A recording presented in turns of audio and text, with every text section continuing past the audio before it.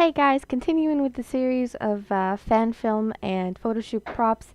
Today I'm going to tell you about the next prop I made for the fan film, and it is the makeshift chimes. Lara encounters these in her the first time she's inside a cave and like a tomb, and she also encounters them everywhere in the game.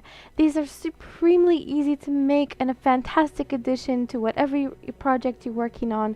They're just containers, a hand sanitizing towelette container, a Gatorade bottle, and like a can, and a vegetable can and a soft drinks can, and then they paint it up to look really rough and then tied up together.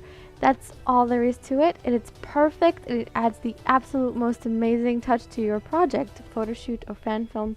So yeah, also if you make these, tag me in Instagram or Twitter to hashtag Cosplay. I would love to see it, and also don't forget to subscribe. Thank you so much for watching, you guys. Thank you for hanging out with me, and I'll see you next time.